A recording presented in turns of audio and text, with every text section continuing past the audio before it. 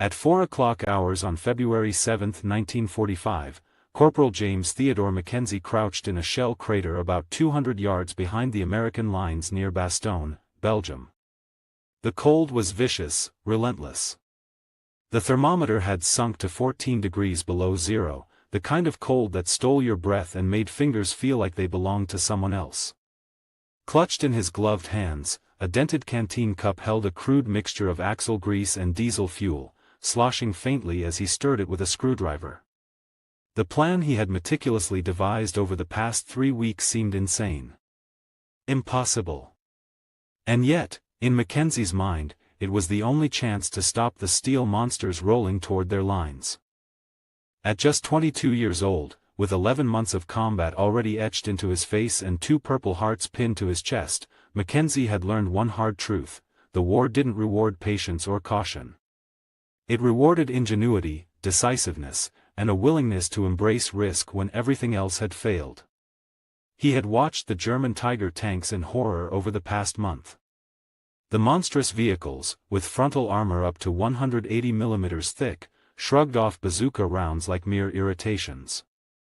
American tank destroyers could barely dent them, and Sherman crews, well, Mackenzie had seen them wiped out, one after another, their tanks shredded before they even had a chance to aim properly.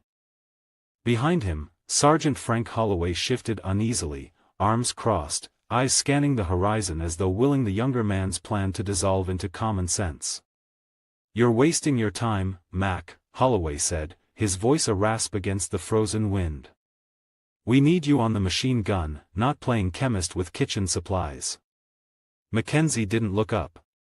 He'd been thinking about this for weeks. Ever since he had seen a Tiger tank casually shrug off 6 bazooka rounds in a matter of seconds, he had begun to calculate alternatives. This was no mere hunch, it was mechanical analysis combined with the intuition born of living in northern Minnesota, where winter temperatures regularly plunged to 40 below. He knew what happened to machinery when lubricants froze. He knew what happened to moving parts when the grease hardened in extreme cold. "You think anyone's going to let us try it?" Holloway asked, skepticism threading his words. "That's the problem," Mackenzie muttered. He glanced down at the mixture in the canteen cup. "We don't need permission. We need results." The Battle of the Bulge had been raging for 53 brutal days, with the Germans pressing their advantage, sending wave after wave of infantry and armor toward the American positions. Intelligence reports had warned of an 8 Tiger push aimed directly at their sector. If even half reached their positions, it could mean death for the entire company. Mackenzie's mind played through the statistics as he stirred the mixture again. 1 Tiger could destroy 5 Shermans before taking significant damage. That math was not just brutal, it was lethal. And the German crews knew it. The Americans knew it. Morale was bleeding out, one mangled foxhole at a time. For days ago, Mackenzie had witnessed the horrifying precision of these armored behemoths. A Tiger had parked itself 300 yards from their line, seemingly invincible. For 2 hours, it methodically demolished machine gun nests, mortar pits, and supply dumps, each shot a calculated message of dominance. When it finally withdrew, 14 American soldiers lay dead, forward positions flattened. That night, huddled in his frostbitten cot, Mackenzie began thinking about axle grease. Now, Holloway's skeptical eyes were fixed on the dented canteen. "And you plan to do what, exactly? Pour it into the turret?" "No," Mackenzie said, finally lifting his gaze. "I'll spray it on the turret ring." Holloway's brow furrowed. "You're insane. That gap's tiny. That's the bearing, the turret bearing. If you get anywhere near it, you'll be crawling under a tank that can crush you without thinking twice." Mackenzie nodded, understanding the magnitude of the risk. "Exactly. But if I can get the mixture into that gap, it'll seep down into the bearing race, mix with the grease, and when the temperature drops tonight, it'll freeze solid. Turret won't rotate. Firepower gone. 1 tank neutralized. Maybe more, if the cold does its work." The sergeant shook his head, staring at the ruined landscape, the frozen bodies and splintered wood of American defenses. You'd have to get within 10 yards of a Tiger. Stay there long enough to coat the turret ring while German infantry sweeps the area. You'd have to survive. And then, pray it works. You'd be gone before anyone knew you were there. I know, Mackenzie said quietly. But it's the only shot we have. I've worked the ratios, the timing, the penetration. It's the only way. Holloway sighed, the wind cutting across the crater. Get your supplies ready.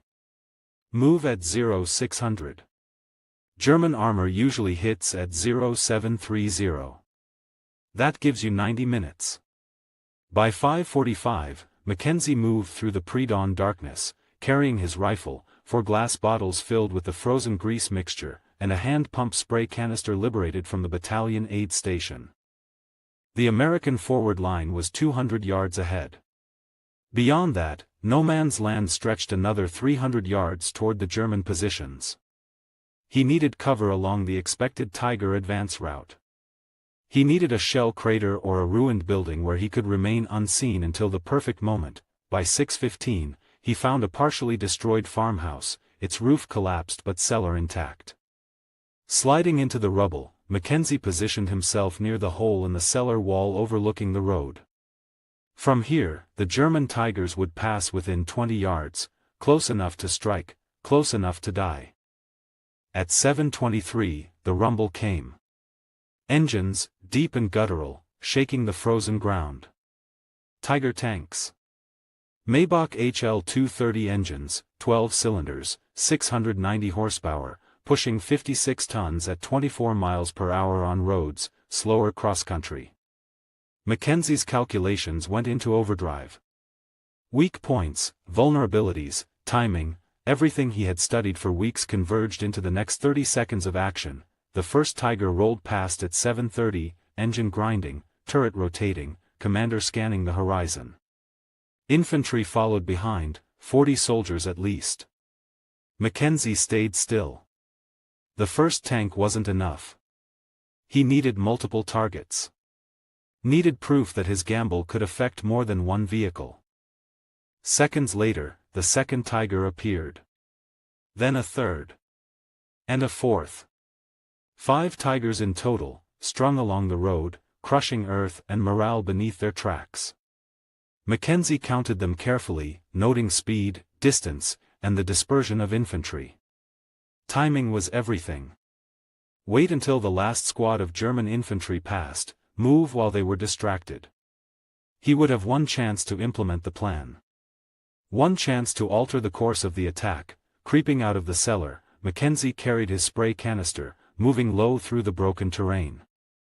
50 yards. 40. 30. 20. The Tiger's engine roared, covering his movements. 10 yards.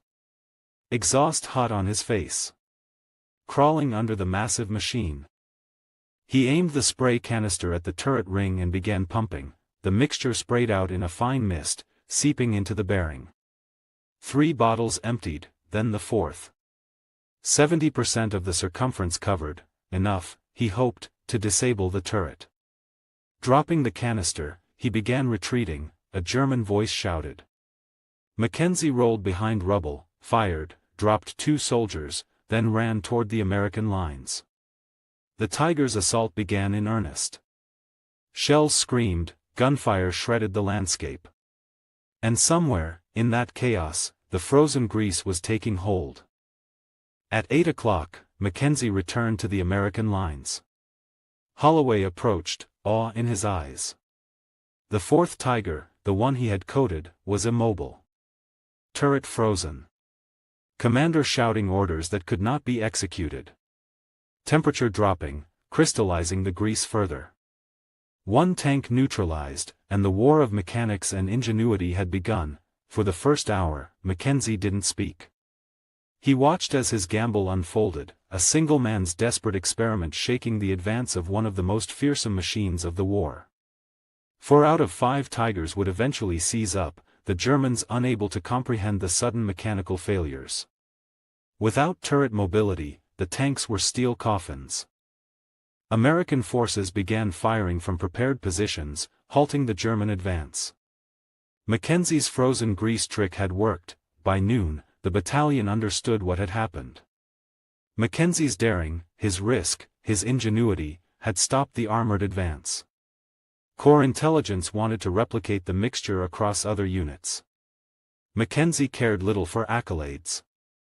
He cared only that his squad survived, that lives were spared by the strange alchemy of grease and diesel, frozen under a Belgian winter sky. By 12:30, the snow-covered fields outside Bastogne had become a chaotic tapestry of war, steel, fire, and ice. The German advance had ground to a halt, not by sheer numbers or brute force, but by the meticulous, almost absurd ingenuity of one young corporal from Minnesota. Mackenzie's gamble, the frozen grease mixture sprayed into the turret ring of the 4th Tiger, had proven the concept worked. But the battle was far from over, the remaining Tigers were faltering. The 5th Tiger, the one he had not sprayed directly, was moving sluggishly, its turret grinding against the contaminated bearing grease. Mackenzie watched through the smoke and snow from the relative cover of a crater, breathing shallow, trying not to give himself away. His rifle rested across his knees, fingers trembling not from fear alone but from the bitter cold that bit through his gloves. He had survived the most dangerous part, crawling within mere yards of a Tiger tank, but that did not mean the danger had passed. Holloway approached, careful, alert. "It's working," he said softly, almost in disbelief. "The others, look at them. They're freezing up." His voice carried a mix of relief and astonishment. "I've never seen German armor stall like that, not even from direct hits." Mackenzie nodded. "It's not the shots. It's the cold. The grease.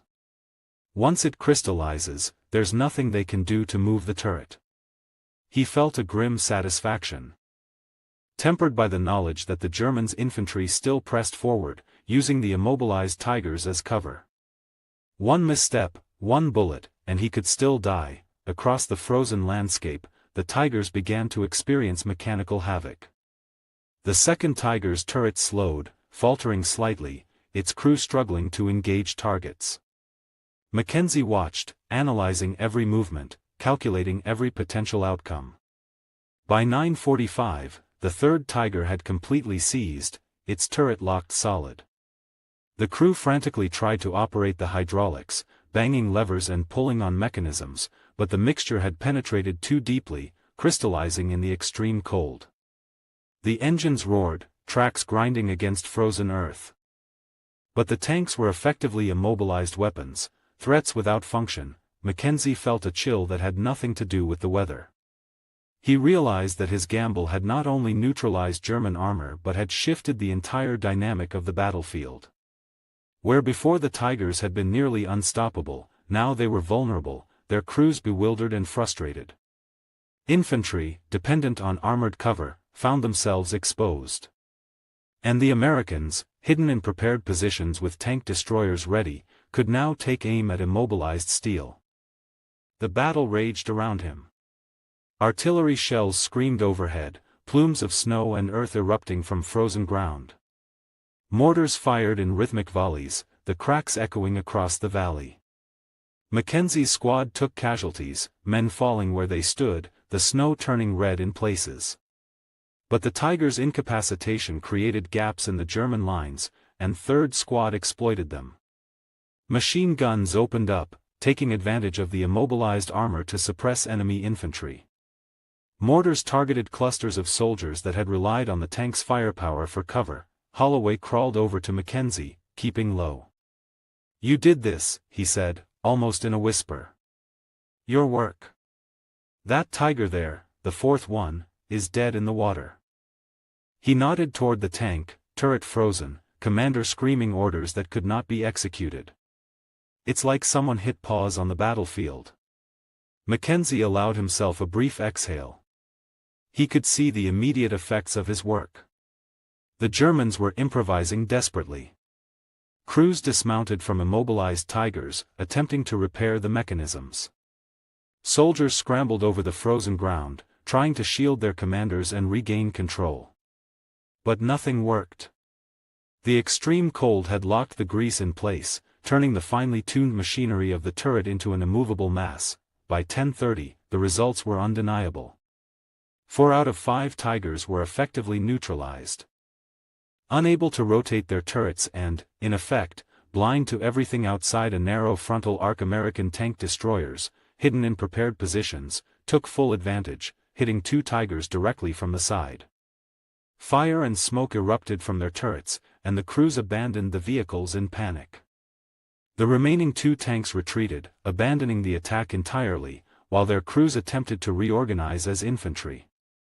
Mackenzie watched it all, tension and adrenaline coursing through him, knowing the danger was far from over. Meanwhile, the Americans were exploiting the frozen landscape, artillery and small arms fire synchronized with the immobilized German armor. Mackenzie's gamble had turned what would have been a near-certain disaster into a defensive opportunity. But the battle demanded vigilance. Any misstep, and the remaining Tiger could wreak havoc. Any oversight, and 3rd Squad could be wiped out. He stayed crouched in the snow, eyes scanning every movement, calculating angles, tracking enemy soldiers and armored vehicles. As the morning wore on, Lieutenant Morrison arrived on the forward line, surveying the battlefield with a mixture of disbelief and awe. "Sergeant Holloway tells me you had something to do with those Tigers jamming," he said, voice steady but incredulous. "And that you went forward without orders, exposed yourself to enemy fire, implementing some kind of chemistry experiment?" Mackenzie didn't respond immediately. He simply watched as the battlefield unfolded, the snow swirling around burning tanks and retreating soldiers. Holloway spoke for him. "Yes, sir. That's his work. And it saved us." Morrison remained quiet for a moment, processing the gravity of what had happened. Then, he spoke with measured approval. "Corpus Intelligence wants to know more. They're calling your grease mixture a battlefield innovation. They want to replicate it, distribute it to other units.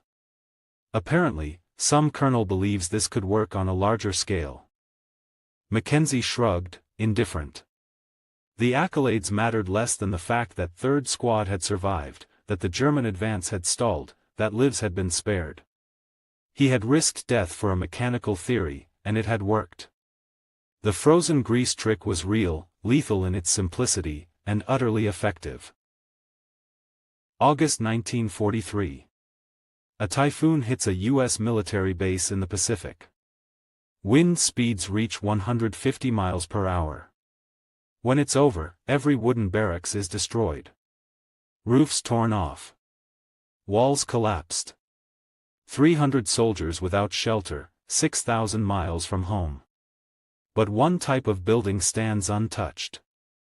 Not a single panel damaged. A curved steel structure that looked ridiculous. Engineers said it would fail. It didn't.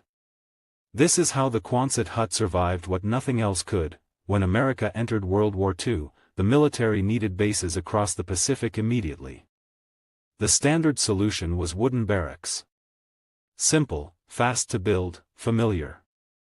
The problem was the Pacific environment destroyed them almost as fast as they went up. The tropical heat and humidity rotted wood in months. Termites consumed support beams from the inside. Buildings that looked solid would suddenly collapse. Maintenance crews couldn't keep up with the decay rate. Then came the typhoons. Pacific storms with sustained winds over 100 miles per hour. Rectangular wooden buildings acted like sails. Wind would catch the broad side, connections would fail, and entire buildings disintegrated. During one typhoon in 1943, a single base lost over 200 buildings in hours. The shipping problem was just as critical. Every piece of lumber had to be shipped thousands of miles across submarine-infested waters. Cargo space was desperately needed for ammunition and fuel. The military needed buildings that required minimal shipping volume, could be assembled in hours by non-experts, and could survive typhoons. The specification seemed impossible. Enter engineer Peter Mellon at Quonset Point Naval Air Station. His solution was radical: instead of fighting wind with a rectangular structure, build a half-cylinder. A simple curved arch of corrugated steel anchored directly to the ground. No separate walls and roof, just one continuous curve. No complex framing, the corrugated steel provided all the structural strength. Military architects hated it. It looked like a drainage pipe. The curved walls meant lost usable space. The all-metal construction would be blazing hot in summer. The design was too simple, surely something so basic couldn't work, but Mellon understood physics the architects missed. The half-cylinder presents minimal surface area to wind from any direction. Wind hitting the curved surface deflects over and around instead of catching and pushing. An arch converts loads into compression forces along the curve, which steel handles perfectly. The corrugations add rigidity preventing buckling. The entire structure acts as one integrated unit with no weak connection points. The shipping efficiency was revolutionary. A complete 20 by 48 foot Quonset, big enough for 15 to 20 men, packed into a space the size of a pickup truck bed. Compare that to the lumber volume for an equivalent wooden barracks. A crew of 8 non-specialists with basic tools could erect a complete Quonset in under 8 hours. No welding, no heavy equipment, no skilled carpentry required. The real test came during typhoon season 1943. Bases now had a mix of wooden barracks and Quonset huts. When typhoons hit, the results were undeniable. At one base in the Philippines, a typhoon with 140 mph sustained winds hit directly. Every wooden building was destroyed or severely damaged. The Quonset huts remained standing. Not just standing, virtually undamaged. A few panels had minor dents where debris struck them. That was it. Troops who'd been housed in Quonsets rode out the storm inside. Troops in wooden barracks had to evacuate to shelters. The physics are straightforward. At 140 mph, wind pressure is roughly 100 pounds per square foot. On a rectangular building with a 40-foot wall, that's 40,000 pounds of force trying to push it over. Wooden connections pull out under that stress. The Quonset's arch shape means wind pressure creates compression forces that push the structure down into its foundation rather than trying to tip it over. The structure gets more stable under wind load, not less. There's a documented case from Okinawa. A Quonset took a direct hit from debris during a typhoon. A large piece of wooden building launched by wind struck at high speed. The debris punched through one corrugated panel. That single panel dented, but the structural integrity was unaffected. After the storm, a crew replaced that panel in 20 minutes. The building was immediately back in service. Compare that to wooden barracks with even minor damage. If wind tore off part of the roof, water would pour in. The building would be uninhabitable until major repairs were completed, taking days or weeks. A Quonset could take significant damage and remain functional. By 1943, the Quonset had proven itself so thoroughly that the military scaled up production massively. Between 1941 and 1946, over 170,000 Quonset huts were manufactured. They shipped to every theater: Pacific Islands, North Africa, Europe, Alaska. They served as housing, hospitals, mess halls, workshops, warehouses, and aircraft hangars. The cost efficiency was remarkable. A wooden barracks cost $1,800 in 1943 and required constant maintenance. A Quonset cost $1,300, required virtually no maintenance. Lasted far longer, and could be disassembled and reused. Over its service life, a Quonset cost perhaps a quarter of traditional construction. When the war ended, the military sold tens of thousands as surplus. Veterans who'd lived in them during the war bought them for homes, workshops, and farm buildings. A veteran could buy a surplus Quonset for a few $100s and erect it on his property in a weekend. The post-war housing shortage made the timing perfect. Here's what's remarkable: Quonset-style buildings are still being manufactured today, 80 years later. Modern versions use improved materials, but the curved arch shape persists because the physics that made it work in 1941 are still valid. They're used for homes, warehouses, workshops, farm buildings. The prepper community loves them. The tiny house movement has embraced them. The military architects who criticized the design for being too simple missed the entire point. The simplicity wasn't a flaw, it was the genius. Fewer components means fewer failure points. Simpler assembly means less room for error. Basic geometry means the physics work reliably regardless of conditions.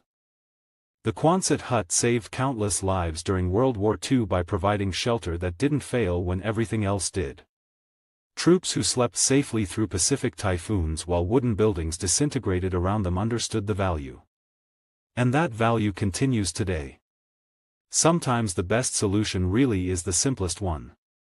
Sometimes the design that looks wrong turns out to be exactly right. And sometimes an engineer with 60 days and an impossible problem creates something that lasts forever. On October 9, 1942, 20,000 feet above a jungle island called Guadalcanal, a 22-year-old Aeacan islet named Mayan Cal was fighting for his life. He was flying a Guan F-4F Wildcat, a stubby, K-based fight, and he was being hunted. His Ine was a Mitsubishi A6M0, a lane so light, so agile, it felt like it was for the future. It could ton inside the Wildcat's 80s twice Onui. It could clib like a rocket. For the Astye, the Zio had been a ghost, a Hanto that owned the skies fo peel habo to the Philippines. Mayan Cal was an ace, but right now he was just eat. The Zio was on his tail. He ushed his Wildcat into a die. The Aeacan lane gained seed, but the Zio stayed with high. He ald had, it. The Wildcat isonded, but slowly, like the P-38, it felt ushy. The Zio was already anticiating his Onui, its cannons winking. Cal's cocket exploded. Channel toe thuff his leg. His controls went dead. He was going down. He managed to bail out, landing in the shake-infested weights, sad only by a iacle. This was the reality of the AIY in the Pacific. This was Guadalcanal. But just weeks late, another far boy fo South Dakota would clib into the say sky and change everything. It wasn't a wa. It was a eat jinda. A lace we Aeacan islets we being fed one by one into the teeth of the Janese wa sheen. The Aeacan s called the islets the cactus ai fos. The islets Thesiles called the base Henderson field the Gayad. The obel wasn't just the Zio. It was the Doctine. The exets back in Aeaca, the engineers had a sile solution. Ni ton with a Zio. It was the say Doctine as the P-38 islets. Use your seed, use your AO, die, shoot, and un. But in the chaotic, swirling dog fights Onui Guadalcanal, that Doctine was getting killed single day. The Janese islets we Edians. They had fought Onui China, Onui Peel Habo. They knew they acafed, they baited the Aeacans into tons. They knew the Wildcat was slow to ascend. They knew exactly we to shoot. The Aeacans we losing deceitly. What the cactus AI foes didn't know, what the Edian Janese islets couldn't possibly know was that the solution was on its way. But it wasn't a new lane. It wasn't a new Doctine fo Washington. It was a 27-year-old Fay. And so unassuming he had been told he was too old to fly in combat, and who had leaned to shoot not for a ilite annual but by hunting Jack Abbots on the frozen lanes of South Dakota. This is the story of Joe's J. Foss and the sile forgotten Fay's tick that aid high Aeaca's ace of aces. To understand how a single Fay could teoize the Janese AI Fos, you fist hay to understand the Fa. Joe Foss was not a key soldi. He was born in 1915 on a Eot unelectrified Fawnee Sioux Falls, South Dakota. His childhood wasn't sent in classes. It was sent in the dit, in the cold, and in the wind. This was the Dade Isis Goliath story, just like Sio he. But Foss's Goliath wasn't just the Ine. It was life itself. The Geet Dieschen hit South Dakota like an Atali Bage. The land died Euro. The coes failed. The Faily had nothing. Foss's tsisu, that finished git, was built for necessity. He and his faith would hunt to at food on the table. And this is we the ceaset audification begins. When a 12-year-old Joe Foss hunted Jack Abbott's, he didn't hay a sco. He had an old shotgun. And one you'll fo his faith. Don't waste shells. A Jack Abbott doesn't in a state line. It wheeze. It dats. It eases. To hit it, you couldn't AI at it. You had to AI we it was going to be. It's called deflection shooting. While oth kids we leaning ath, Foss was calculating lead, windage, and seed in his head in a fraction of a second. He wasn't just a good shot. He was a idato. He understood the science of hitting a owing target. This was his iron sight. This was his ENOY. It was a FASI that Ilite annuals couldn't teach. But Foss didn't want to hunt Abbots. He wanted to fly. In 1933, his faith took high to an AI show. He saw a Maine Coast squadron flying by lanes. He was 18 and he was hooked. He told his faith, "That's what I going to do." The ath was iosable, he was a Ro-O-Fa kid. He had no education. When his faith was tragically killed by a downed O-line, Joe at 19 had to do out of school to on the Fa. He was taid, but he had that tsisu. He woked the Fa by day and took night classes. It took high 6 years to get enough sedits to ent college. He woked his way thuff washing dishes to get a ILA test license. When Peel Habo was attacked, Joe Foss was 26 years old, he aced to enlist in the Navy to be a pilot. He was ejected. He was too old. In 1941, the Kyoto off-age for a fight pilot was 25. They told High he could be a flight instructor. Teach oth kids how to fly. It was a devastating blow. It was the engineering office telling McKenna the cables we within sec. It was the exets telling Sio Haiha to use a SCO. The doctrine said he was unfit for combat, so Foss did what McKenna did. He broke the yules. He found a loophole. He joined the main Co's Rec. He beaky an instructo. And fo 9 long aunts, he watched as 20-year-old kids he had tamed we sent off to Wa. Foss was enaged. He hounded his swayos. He deanded combat. He wote lets. He aid noise. He was, in his own wads, the loudest, ost annoying instructo in the Navy. Finally, just to shut High Euro, they gay in, they sent High to a danced fight training. He was assigned to a new squadron, VMF 121. And in October 1942, as Mayan Cal was being shot out of the sky, 27-year-old Ganda Joe Foss, the too old Fay Fo South Dakota, was on a Tansit She. His destination, Henderson Field, Guadalcanal. The lace he ate at was not a Ilite base. It was hell. The oant he steed off the lane, the cell hit high. A thick hued ikes of engine oil, odding jungle, and death, the unway was a archaic sty of dit and gale cade out of the Altes. The oeation scent was a wooden shack nade the pagoda. The Ilates quates we ud flood tents, and iwi we the wex. Dozens of F4F Wildcats, P-39s, should to the side of the unway, they wings ton off, they engines shatteed, they cocket stained. This was the gayad of the Cactus AI Fos. Foss was assigned to his tent. He at the end he would be flying with, they weenty the fesh-faced kids he had tamed. They we ghosts. They faces we yellow with Atabane, the anti-Alea dug. They eyes we bloodshot fo lack of slee. They flight suits we stained with sweat and geese. They we Edians, but they we also hunted. Foss, the olden, the Fay, walked in. They looked at High. He was new eat. He was another body to alace the one they lost yesterday. Foss looked at his assigned lane, a Guan F4F Wildcat, it was the say lane Mayan Cal was shot down in. It was hay. It was slow. It was, by all accounts, a flying coffin against the Zio. The squadron's executive office, a Nade Duke, gave Foss the standard beefing, the one that was getting the all killed. Ni ton with a Zio. Ni. Joe Foss listened.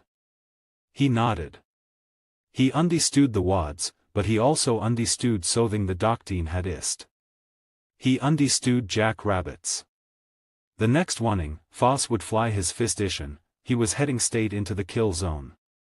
He was a fay in a flying coffin, about to fight the Osta danced fight lane on ETH. And he was about to use a tick that wasn't in any annual. Joe Foss's fist flight Onui Guadalcanal was not attaining on. It was a tile by Phi. He climbed to 15,000 feet, his eyes scanning the eddy blue. The ghosts in his squadron had waned high. They go out of the sun, you need see thee until they is shooting at you. Foss was leading his fist atoll and he felt blind. Then the adio cackled. Bandits 11 o'clock high. Foss looked Euro. He saw the affiliation of Mitsubishi Zios dying.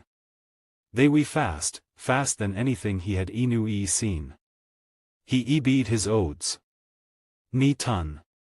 Die and un. Foss should his stick forward, at his wildcat into a seeing die. His hay lane exiliated. The Zios followed. One of the een Phi, Taces Zide asked Fox Canoy, close enough to ache high flinch. He kept dying all the way to the jungle Canoy, shaking the Zios off his tail. He had turned to Henderson Field, his hands shaking, not faux fee, but faux ange. The doctrine was wrong. He knew it. You couldn't win by running away. You could only sui. And Joe Foss hadn't he to sui. He had he to hunt. On October 13th, just days after Zale, Foss was leading another atoll, this tie they into a goo of Jenny's bobs protected by Zios. The dog fight began.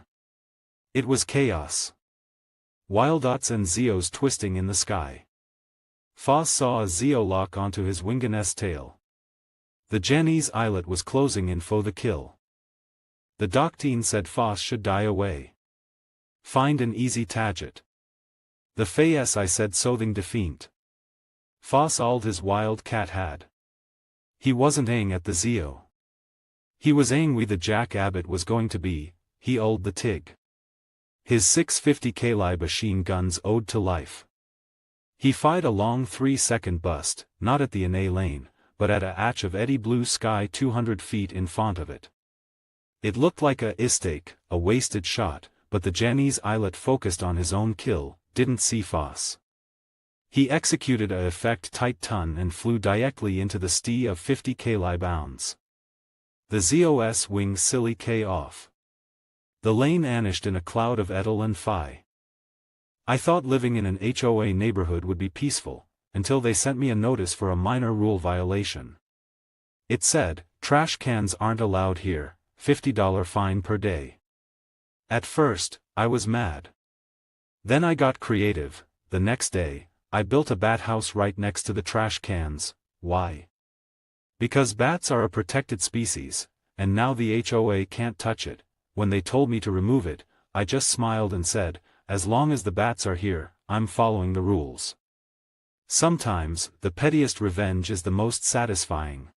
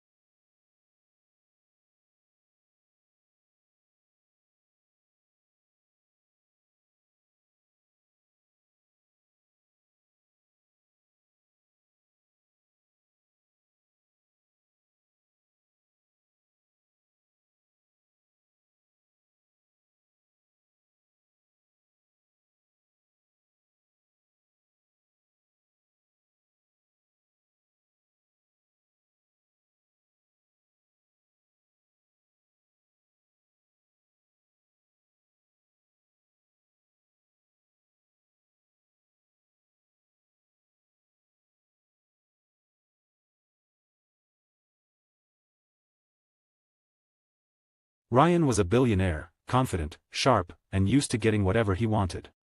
He lived in a world of luxury, where money spoke louder than emotions. And beside him sat Lena, his girlfriend, simple, kind, and from a humble background. One evening, Ryan took Lena to an expensive restaurant filled with the city's elite. Crystal chandeliers sparkled above, and everyone wore designer clothes. Lena smiled nervously, feeling out of place but happy just to be with him, but Ryan wasn't proud of her that night. He looked around, then leaned forward and whispered coldly, "Lena. You don't really fit in here. People will talk. You're not one of us." Her smile faded. "One of us?" she asked quietly. "You mean rich?" Ryan shrugged. "I'm just saying, maybe you'd be more comfortable somewhere simpler. This place isn't for people like you." The words cut deeper than he could imagine. Lena stood up, her eyes filled with tears. "Maybe you're right," she said softly. "Maybe I don't belong here, or with you."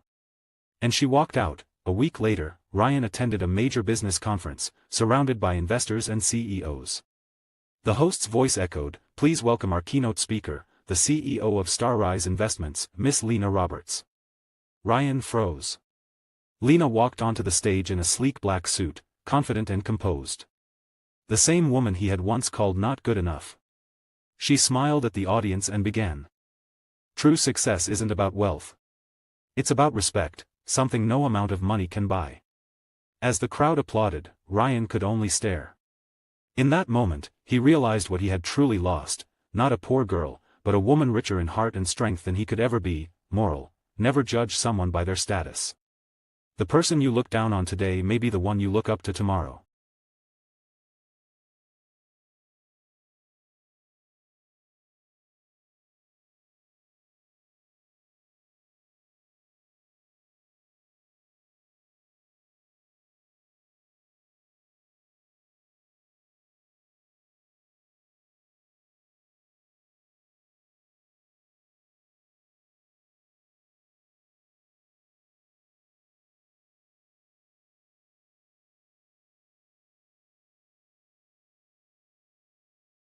Hello little friends. It's time to settle down for some peaceful bedtime stories. Get cozy under your blankets, close your eyes if you'd like, and let's drift into dreamland together. Tonight, we have 5 gentle stories to help you relax and fall asleep. Sweet dreams. Once upon a time, high up in the evening sky, there lived a little cloud named Fluffy. Fluffy was the softest, gentlest cloud in the whole sky. Every evening, as the sun would set, Fluffy would float slowly, very slowly, across the purple and pink sky. Fluffy loved to drift over houses and peek through windows, watching the children below getting ready for bed. "Sleep well, little ones," Fluffy would whisper softly, in a voice as gentle as the breeze. One peaceful evening, Fluffy floated over a small house with a yellow light glowing in the window. Inside, a little girl named Emma was lying in bed, but her eyes were still wide open. "Oh dear," thought Fluffy. "This little one needs help falling asleep." So Fluffy floated lower and lower, until Fluffy was right outside Emma's window. And then, Fluffy began to make the gentlest, softest rain. Pit, pat, pit, pat, pit, pat, on the window. Emma listened to the peaceful sound. Pit, pat, pit, pat.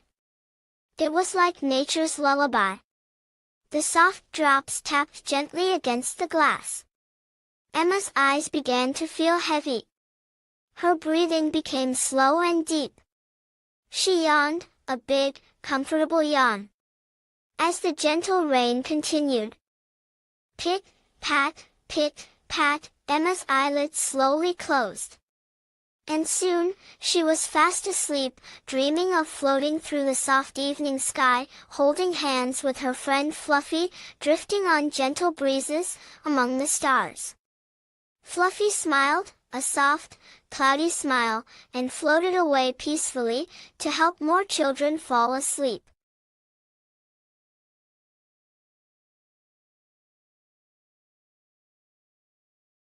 June 1944, Allied bombers approached the French coast carrying the largest conventional bombs ever built.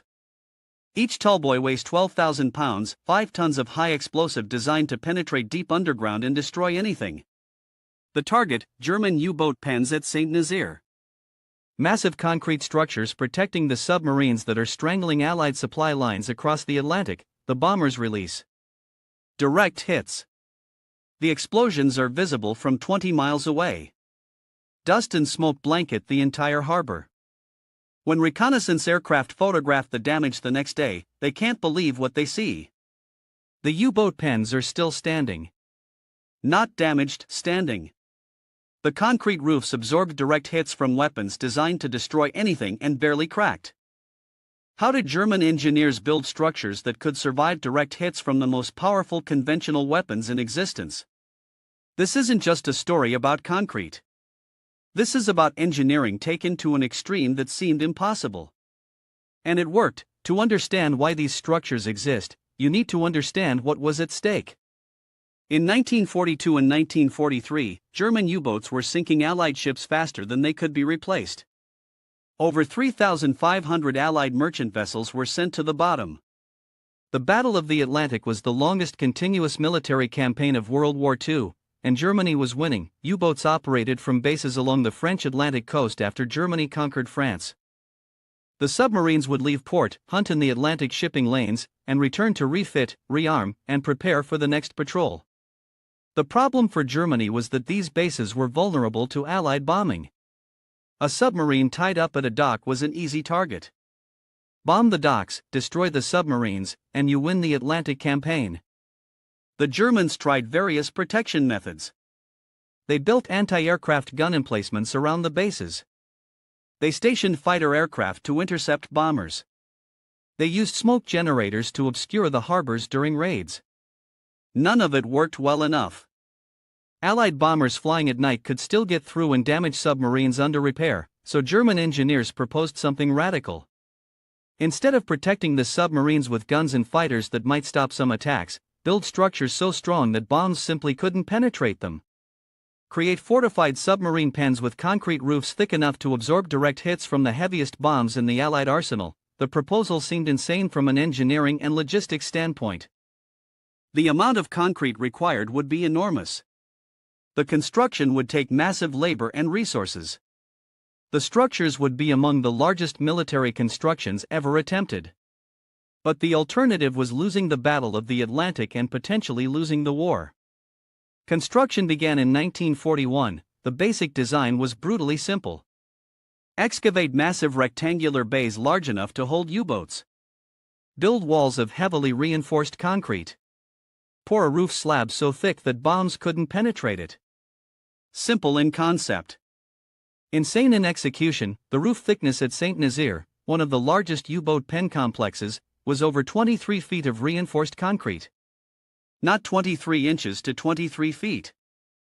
That's roughly 7 meters of concrete and steel rebar in multiple layers.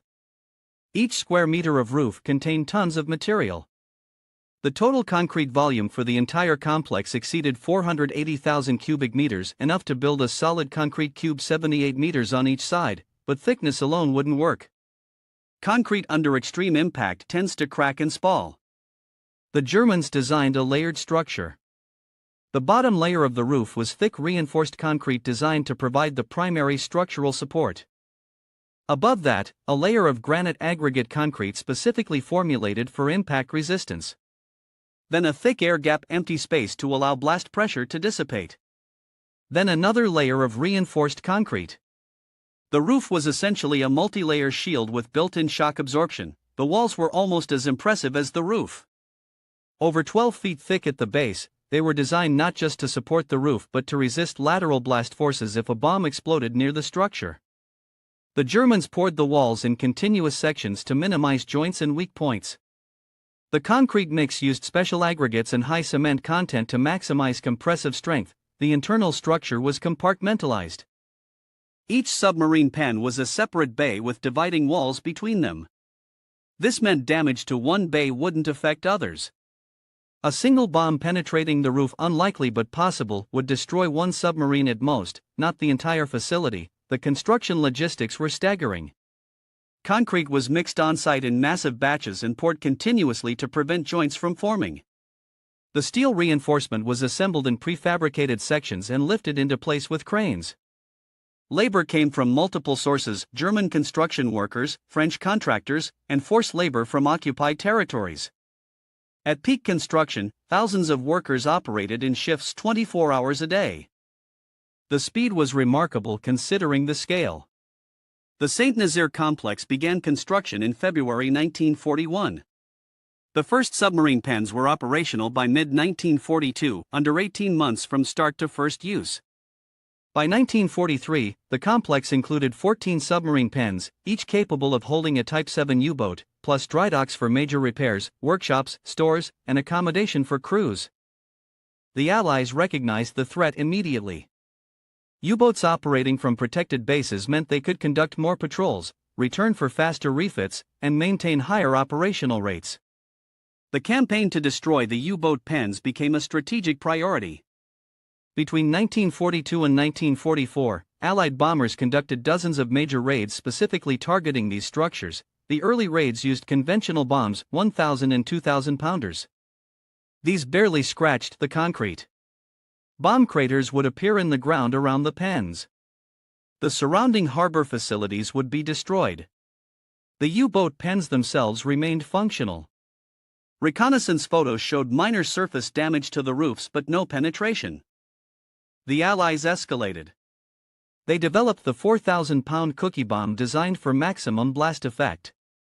Raids with these weapons destroyed everything above ground near the pens: workshops, cranes, storage facilities, administrative buildings. The U-boat pens stood. The submarines inside remained protected. In 1944, the Allies deployed their ultimate weapon, the Tallboy. Designed by engineer Barnes Wallis, the Tallboy was a 12,000-pound deep penetration bomb. It was dropped from high altitude, around 20,000 feet, to build up tremendous kinetic energy. The bomb would reach supersonic speeds before impact. The design included a hardened steel casing and a streamlined shape to maximize penetration.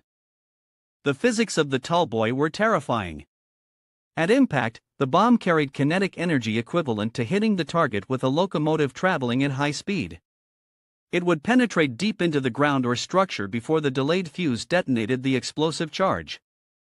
The explosion would occur underground or inside the structure, destroying it from within. Tallboys had successfully destroyed railway viaducts, underground factories, and hardened German bunkers that conventional bombs couldn't touch. The first Tallboy raid on the Saint-Nazaire U-boat pens occurred in June 1944. Multiple direct hits were recorded.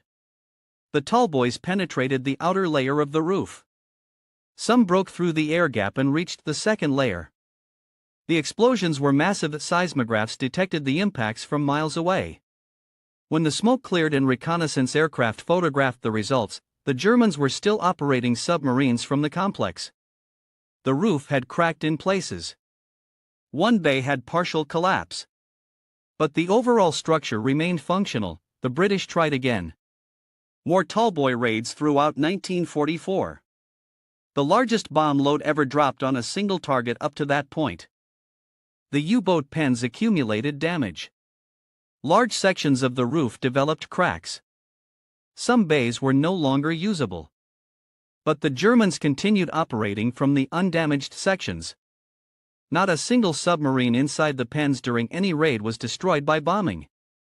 They were protected by 23 feet of engineered concrete that did exactly what it was designed to do. Post-war analysis by Allied engineers revealed why the U-boat pens survived what nothing else could. First, the sheer mass. The weight of the concrete roof created enormous inertia. Even a Tallboy impact, carrying tremendous energy, couldn't transfer enough force to the entire structure to cause catastrophic failure. The bomb would penetrate and create local damage. But the surrounding concrete absorbed the blast energy. Second, the layered design. The air gap between concrete layers was genius. When a bomb penetrated the top layer and detonated, the blast pressure expanded into the air gap. This dissipated energy that would otherwise transfer directly to the lower layers. The air gap acted as a shock absorber, something the Allies hadn't anticipated in their bomb designs. The irony is that the U-boat pens became militarily irrelevant not because of bombing but because the Allies won the Battle of the Atlantic through other means: better anti-submarine warfare tactics, escort carriers, long-range patrol aircraft, breaking German codes, and improved convoy systems. By late 1943, U-boat losses exceeded their ability to sink Allied shipping. The pens protected submarines that were increasingly ineffective in combat. Here's the remarkable part. Most of these U-boat pens still stand today, 80 years later. The structures were too massive to demolish economically. French authorities tried explosive demolition on some sections after the war. The concrete absorbed the charges and remained largely intact. The cost to completely remove these structures would be astronomical. Today they serve various purposes. Some are museums and tourist attractions.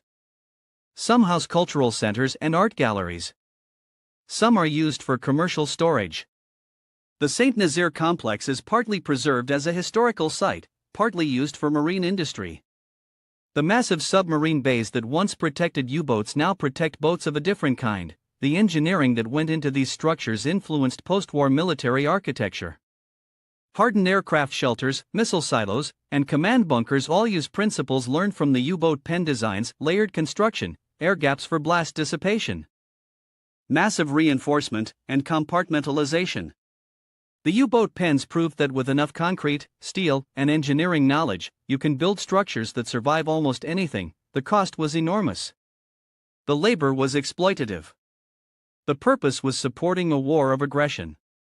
But the engineering itself was extraordinary. German engineers created structures designed to survive the ultimate weapons of their time, and those structures did exactly that.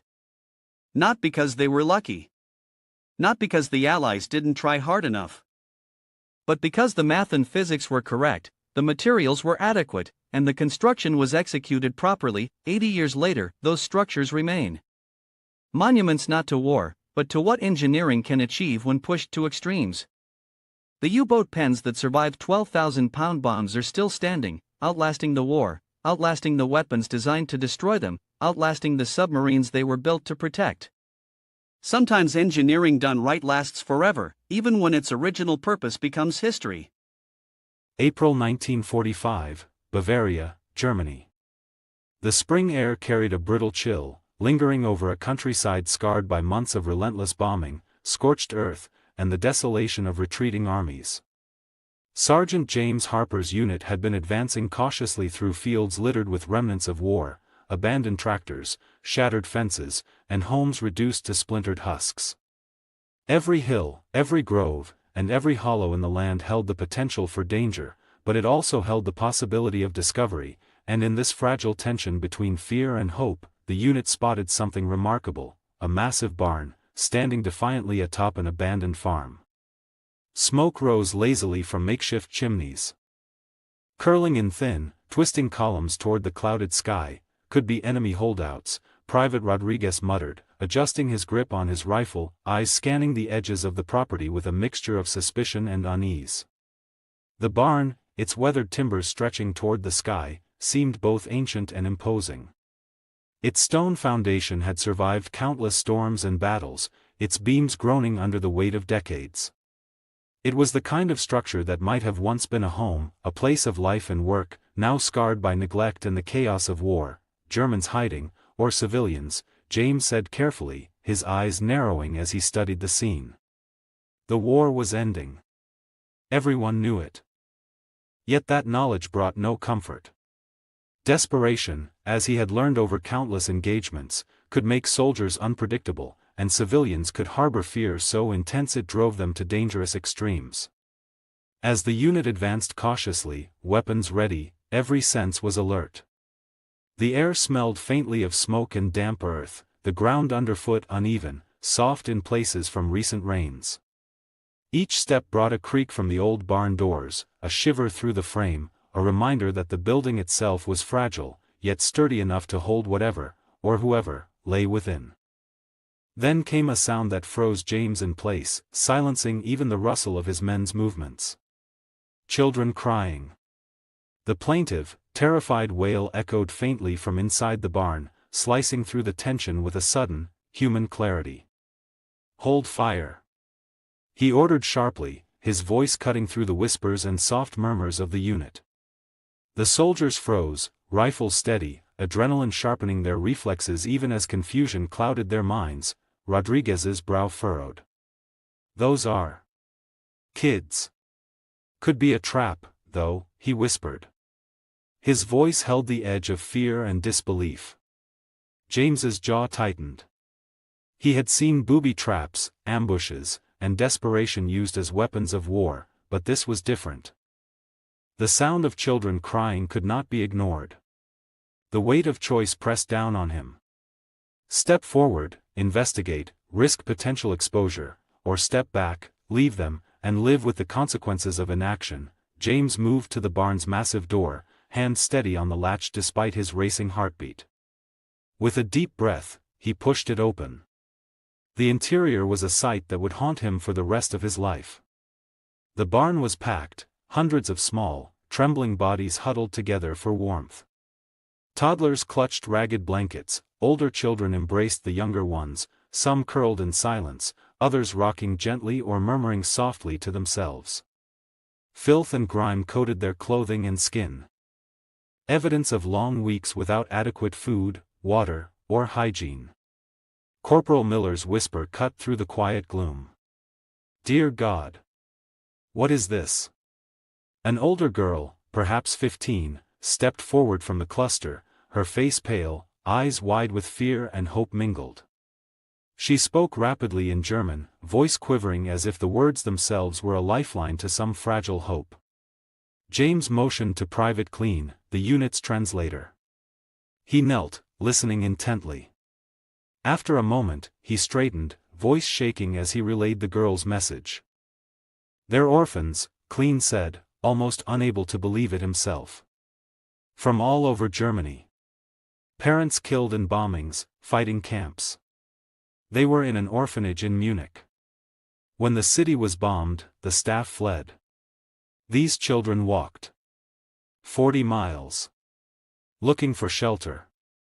James's heart sank. "How long have they been here?" he asked.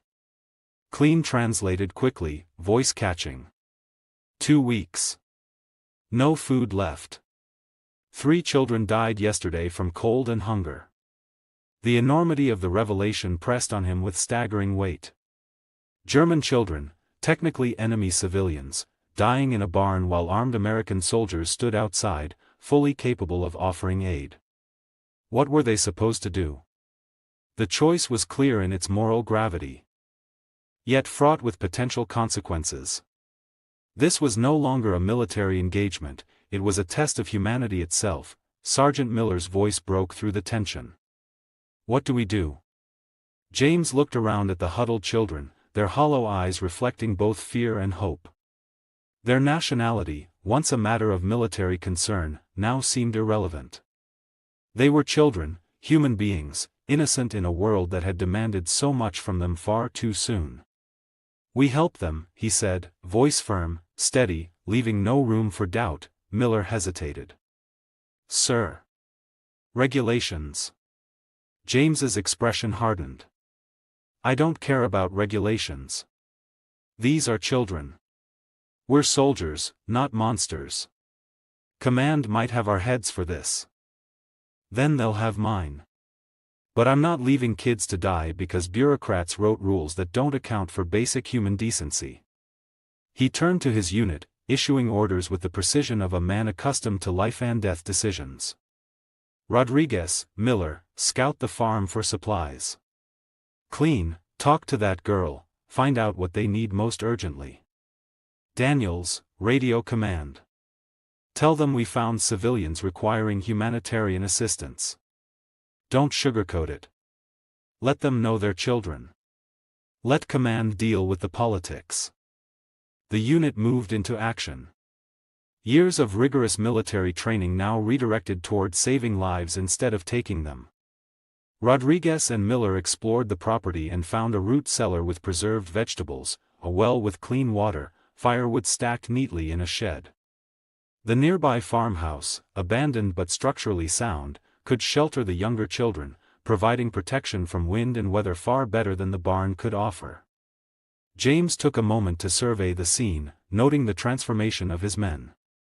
Battle-hardened soldiers, accustomed to strategy and firepower, were now caregivers, planners, providers. This isn't what war was supposed to look like, James thought, staring at the huddled children.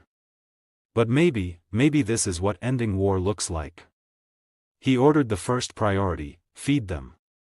Small portions, warm water, carefully rationed. Their stomachs had been empty too long, any sudden intake could be dangerous. Medical needs would follow, triaged according to urgency. Anna, the older girl, stepped forward again, speaking slowly in carefully learned English. Why? Why help us? Her eyes, large and wary, searched James's face. Your children, he said simply. That's all that matters. Your commanders might be angry, but right now, you need food, warmth, and safety. That's what you're getting. Tears ran down Anna's face as she whispered. Thank you. We thought we would die here. The soldiers set to work. Water was heated, food carefully distributed. Slowly, the fear in the children's faces began to give way to cautious hope. Some smiled, some cried, some simply stared, trying to process the sudden intrusion of safety and kindness into a life defined by loss. Clean whispered to James, voice low. Command won't like this. Higher-ups, regulations. This isn't what we were sent to do. James shook his head, resolute. Then let them. I won't abandon these kids. Not for regulations. Not for politics. Not for fear of repercussions.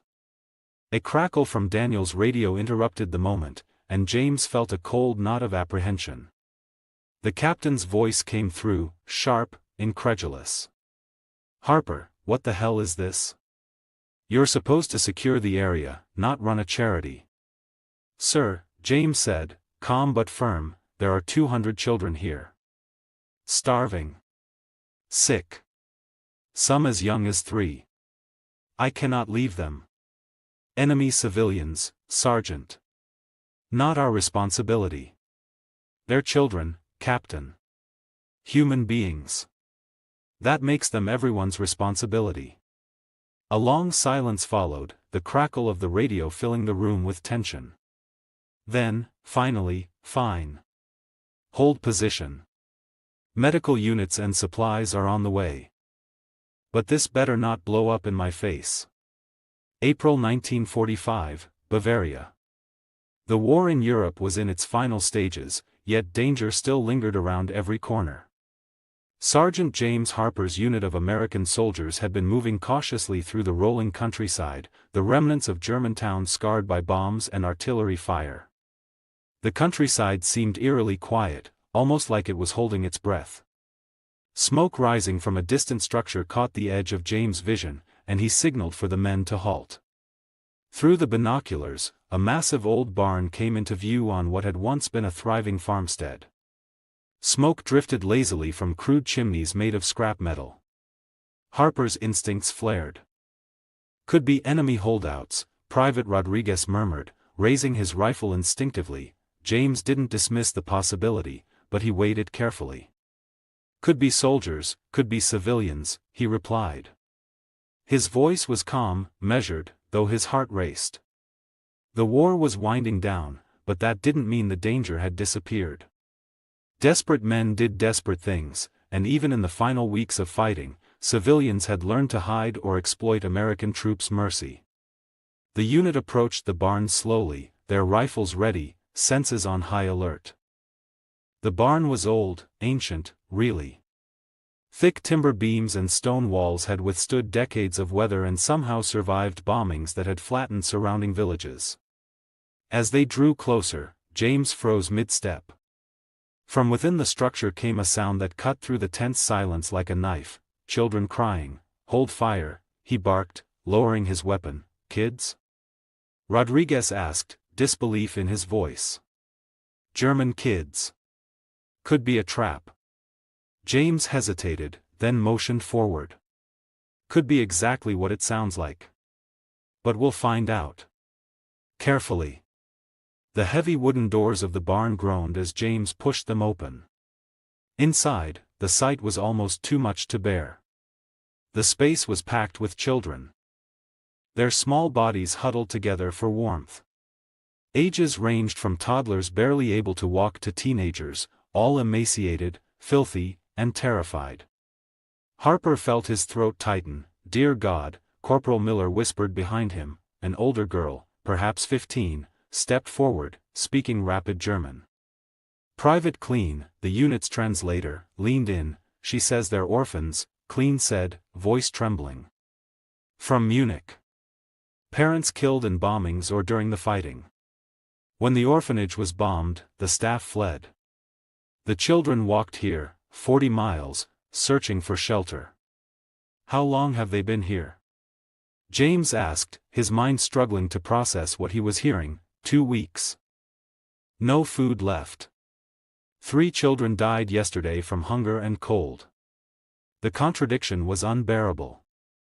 German children, technically enemy civilians, were dying while armed American soldiers stood mere meters away. Rules and military regulations felt meaningless against the immediate reality of suffering before them. James' mind raced, balancing logic, protocol, and what his conscience demanded. "What do we do?" Miller asked, finally breaking the stunned silence. James looked around at the barnful of hollow-eyed children. Their nationality, their supposed enemy status, suddenly didn't matter. "We help them," he said firmly, "sir." "Regulations," Miller began. "I don't care about regulations. These are children. We're soldiers, not monsters. We help them. Command can worry about paperwork later. But these kids? Not on my watch." The decision made, Harper directed his team into action. Rodriguez and Miller scouted the farmstead for supplies. Clean spoke with the girl, learning what was needed most urgently. Daniels radioed command, reporting that civilians required immediate humanitarian assistance. Within the next hour, the unit discovered a root cellar stocked with preserved vegetables, a clean well, and a shed with firewood. The farmhouse, though abandoned, was intact and could shelter the younger children. For the first time in weeks, the children had hope. Soldiers who had spent years trained for combat were now performing acts of care, feeding, warming, and comforting enemy children. Harper watched them, struck by the strange reversal of war's purpose. "Get them fed first," James ordered. "Small portions. Their stomachs won't handle much after starving." Anna, the older girl, stepped forward. She spoke careful English, learned before the war had destroyed her life. "Why are you helping us? We are German. We are enemy." "Your nationality doesn't matter," James said gently. "Your children. That's all that matters. Command may be angry, but right now, you need warmth, food, and safety. You'll get them." Tears welled in Anna's eyes. "Thank you. We thought we would die here." Over the next several hours, the unit distributed food and water. Slowly, despair on the children's faces gave way to cautious trust. Some smiled, some cried, but all were grateful. Harper and his men worked tirelessly, setting up the barn and farmhouse into makeshift living quarters, establishing a basic routine that could sustain the children. "This is going to cause problems," Clean whispered. "Command won't like this. We're supposed to be liberating towns, not running orphanages." "Then they can court-martial me," James said, surveying the barn. "But I'm not abandoning these kids." Soon, the radio crackled. Captain Morrison's voice sounded tight with irritation. "Sergeant, command wants to know what's going on. This better not be some civilian aid stunt." Harper answered, calm but resolute. "Captain, there are 200 children here. Starving, freezing, dying. I can't leave them. They're enemy civilians, Sergeant. Not our responsibility. They're children, sir. Human beings. That makes them everyone's responsibility." A long pause. Finally, damn it, Harper. Fine. Hold position. We'll send a medical unit and supplies. But this had better not blow up in my face. Relief mingled with exhaustion as James hung up the radio. His unit looked at him with new respect. You just gambled your career for German kids, Rodriguez said quietly. Worth it, Harper replied simply. As night fell over the Bavarian farm, 200 children slept warm and fed for the first time in weeks. The soldiers had transformed the abandoned buildings into a sanctuary. Medical personnel arrived within days, treating malnutrition, infections, and illnesses. 2 children succumbed to pneumonia and starvation despite their efforts. But the remainder survived because Harper and his men had chosen humanity over orders. The barn, once a symbol of desolation, now pulsed with life. The farmhouse became a hospital for the sickest children, while the older ones helped care for the younger.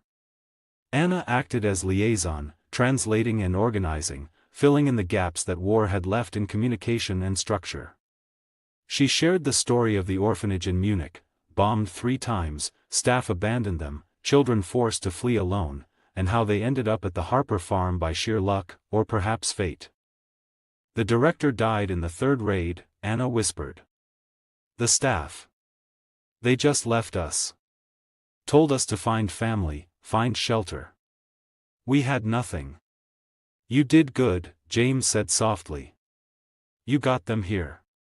We're just finishing what you started. The unit worked tirelessly over the following days.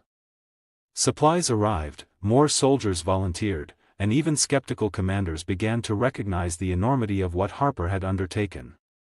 Colonel Bradford himself arrived to inspect the situation. His presence, austere and commanding, seemed poised to turn the entire operation into a tribunal. Harper led the colonel through the farm. The barn was organized, the farmhouse functioning as a hospital. Children ate breakfast, some smiled, some played, some clung to the soldiers with hesitant trust. Bradford observed quietly, his face unreadable. A little girl approached him shyly, offering a flower. The gesture, simple yet profound, seemed to pierce the rigid officer's demeanor. You've commandeered military resources, Bradford said eventually, voice cold. Diverted your unit from combat operations. Violated fraternization policies. I should court-martial you. Yes, sir, Harper replied. But these children would be dead without our intervention. Bradford's expression softened. Then continue. Military humanitarian mission. Full support. Make sure the world knows what real victory looks like. The unit had succeeded. Their gamble on compassion over protocol had not only saved lives but created a blueprint for humanitarian action in the war's dying days.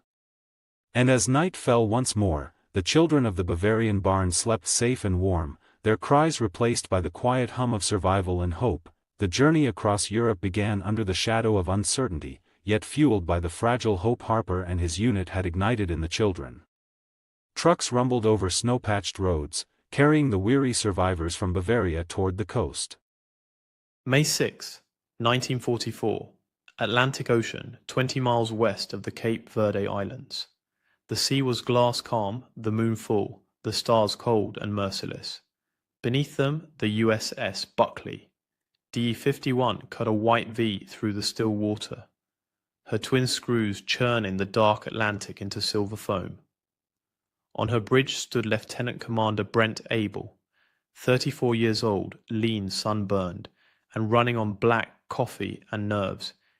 He had commanded Buckley barely a year, yet tonight he was about to fight the strangest battle in the history of modern naval warfare. At 0216 hours, the radio crackled. The nasal voice of a Grumman TBF Avenger pilot filled the bridge. Contact sighted, surface sub bearing 160 degrees 20 miles ahead, west of Cape Verde. She's on batteries, charging low speed. Abel's grey eyes narrowed. Plot it, he ordered. Sound general quarters. Klaxons wailed through the ship. Men tumbled from bunks, boots half-laced, helmets pulled over bare heads. Buckley's decks hummed as the gun crews ran to their 3-inch mounts, 40mm Bofors, and 20mm Oerlikons. The pilot's sighting could mean only one thing: a German Type 9, C/40 U-boat, and not just any boat. Intelligence had reported U-66, commanded by Korvettenkapitän Gerhard Seehausen, operating near these waters. U-66 was a killer, credited with 33 Allied ships sunk, over 200,000 tons lost to the deep. She had terrorized convoys from the Caribbean to Freetown. If that was the boat ahead, Buckley was about to meet one of the deadliest predators in the Atlantic. "Flank speed," Abel said. "All ahead, 23.5 knots. The destroyer escort surged forward, bow cutting through the moonlit swells. At 0300 hours, the Avenger above continued shadowing, radioing small course corrections. U-66 was on the surface. Diesel engines roaring, recharging batteries after 4 months at sea. Her crew was exhausted, her airfoul, her morale thin. They expected to meet a Milchkuh supply submarine, not an enemy. At 0308, 3 red flares arced into the sky, a recognition signal. The Germans believed Buckley was their rendezvous. Abel's lips twitched in disbelief. "Hold fire, keep closing." 4,000 yards became 3,000, 2,000, 1,000. Then, as the Americans closed within musket distance, U-66's lookouts realized the silhouette slicing towards them wasn't German. "Achtung! Zerstörer!" someone shouted. A flash burst from her bow tube. "Torpedo in the water! Starboard bearing!" "Hard left rudder!" Abel roared. Buckley heeled, foam spilling over her rails. The torpedo hissed past, close enough for men on deck to hear its propellers whining. Seconds later, it detonated harmlessly in the ship's wake. Range 2,000 yards. Open fire. The first salvo from Buckley's forward 3-inch battery roared. The rounds streaked over the water and smashed into U-66's forward deck, blowing her 88mm gun into a fireball. Her bridge erupted in sparks. Now every gun aboard Buckley joined in. 3-inch, 40mm, 20mm, even small arms fire from the bridge wings. The night turned white with tracer fire. The destroyer escort's gunners poured over 100 rounds of high explosive shells and thousands of cannon rounds into the submarine's silhouette. U-66 replied desperately with machine gun bursts, but most went high, whistling through Buckley's rigging. At 0324, the U-boat fired another torpedo from her stern tubes. "Fish off the stern," shouted the sonar operator. Abel yanked the helm hard to starboard. The torpedo foamed across their bow, missing by seconds. The range closed to yards, mere yards. The two ships were racing side by side now, their guns so close the tracers seemed to cross mid-air. Abel's voice cut through the chaos. "Keep hammering!" U-66's conning tower was burning. Flames licked through the railing. German sailors, faces ghostly in the firelight, tried to man their deck guns, but were torn apart by 20mm bursts. 16 minutes of continuous gunfire left Buckley's decks, littered with hot brass. The air reeks of cordite. Then the moment came when no more distance remained. "Range 20 yards," shouted the helmsman. Abel made a decision that hadn't been made in modern naval combat for a century. "Hard right rudder, ram her!" Buckley lurched. Her bow swung across U-66's course, metal shrieking as she climbed the submarine's forward deck. Sparks cascaded as steel met steel. For a frozen instant, the 1,400-ton escort literally rode atop the German U-boat. Engines reverse full. But before Buckley could disengage, shapes appeared in the firelight. German sailors climbing out of the burning conning tower, pistols and knives glinting in their hands. "They're boarding us," someone screamed. The order to repel boarders hadn't been shouted in the US Navy since the 19th century, but it echoed again that night. Men grabbed anything they could reach: Thompson submachine guns, M1 carbines, pistols, wrenches, shell casings. When those ran empty, they swung fists, boots, even coffee mugs ripped from the galley. A German petty officer leapt to the rail and was met by a sailor who cracked him across the jaw with a metal coffee cup. Another sailor hurled an empty shell casing like a club. The deck became a frenzy of brawling figures illuminated by burning tracer rounds. Below the bridge, a steward's mate named John Andrews found himself face to face with a German who had crawled through an open hatch, knife in hand.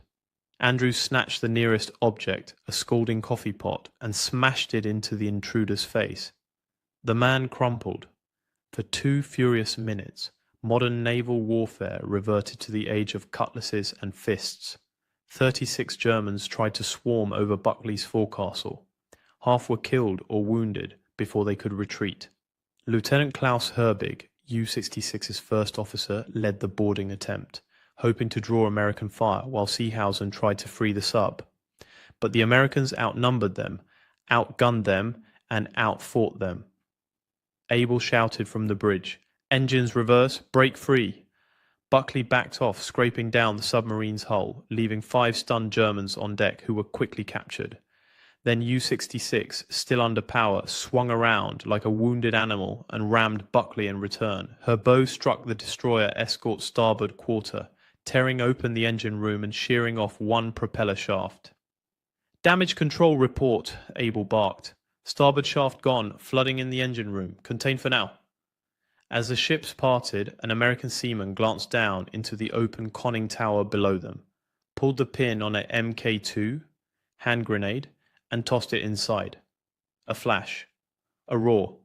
Fire belched from the tower like a blowtorch. U-66 shuddered violently. Her engines screamed, her bow dipped. The submarine began to circle, out of control, fire still burning in her conning tower. Men were jumping overboard. "Cease fire," Abel ordered. "Let her go." At 03:41 hours, U-66 slid beneath the Atlantic for the last time. Flames hissed out as sea water swallowed her. Her captain, Korvettenkapitän Seehausen, stayed at his post. 24 of his men went down with him. The battle had lasted 16 minutes. Buckley was left smoking, half crippled, and taking on water. 1 propeller gone, hull torn, engine room flooded. 550 miles from the nearest port. Yet she floated. 36 Germans bobbed in the water, some wounded, some stunned. Abel looked down from the bridge. These were the same men who had boarded his ship minutes earlier. His voice was steady. "Lower the boats, we're picking them up." The crew obeyed without hesitation. Tradition demanded it. You saved those who fought you once the fight was over. One by one, the enemy sailors were hauled aboard. Some had burns, others bullet wounds. All were exhausted beyond words. Dawn rose over a sea littered with debris and oil. The Atlantic was still again, as if erasing the chaos of the night before. Buckley's crew gathered on deck, silent, staring at the spot where U-66 had gone down. The smell of smoke clung to their uniforms. Chief Engineer William Dixon approached the bridge. "Sir, flooding's contained, but we've lost the starboard shaft completely. Port engine's still running, but she won't take more than 12 knots. Abel nodded. "Then 12 knots it is. Plot a course for New York." The engineer hesitated. "That's 2,000 miles on one screw." "Better than none." The radio officer handed Abel a fresh message. Confirmation that USS Block Island and her escort group would rendezvous within hours. The carrier's aircraft had been the ones that spotted U-66 in the first place. They'd provide cover on the long, limping voyage home. Abel stepped to the bridge wing. The sea breeze was warm, thick with diesel and salt. Behind him, his men were tending to the wounded Germans, offering water, cigarettes, blankets. Some of the prisoners stared at the Americans in disbelief, as though unable to comprehend kindness so soon after bloodshed. A boatswain's mate whispered to another, "You ever think you'd fight Krauts with coffee mugs?" The other man laughed weakly. "Hell, I didn't think I'd live to drink from one again." By noon, Buckley was steaming eastward at 12 knots, her patched hull groaning, her deck streaked with soot. The Atlantic stretched endless and empty ahead. The battle was over. The journey home had only begun. At 2:16 on May 6, 1944, Lieutenant Commander Brent Isle stood on the bridge of USS Buckley as an Avenger pilot radioed urgent coordinates. German submarines surfaced 20 miles ahead west of Cape Verde Islands. Abel was 34 years old, with 11 months commanding this destroyer escort, but Buckley had never faced a U-boat this close. The submarine ahead was U-66, the seventh most successful U-boat in the entire war. 33 Allied ships sunk, over 200,000 tons sent to the bottom. Abel ordered flank speed, 23.5 knots. Buckley cut through calm Atlantic waters under bright moonlight. Perfect conditions for a surface engagement. The Avenger stayed overhead, feeding course corrections every few minutes. U-66 was recharging batteries, waiting for a supply submarine. She'd been at sea since mid-January, nearly 4 months without resupply. Her crew was exhausted, low on fuel, desperate. At 0308, 3 red flares shot up from the submarine. Recognition signal. The Germans thought Buckley was their supply boat. Abel held fire, kept closing. 4,000 yards became 3,000, 2,000. The gamble worked until U-66's lookouts realized their mistake. A torpedo launched. Buckley turned hard left. The fish passed down the starboard side, missing by yards. At 0320, Abel opened fire. First salvo from the 3-inch guns hit U-66 forward of the conning tower. Direct hit. The submarine's deck gun was knocked out. All of Buckley's weapons engaged, 3 in, 40mm, 20mm. The U-boat returned fire with machine guns, but most rounds went high. Buckley's gunners hammered the conning tower, hit after hit. At 0324, U-66 fired another torpedo from her stern tubes.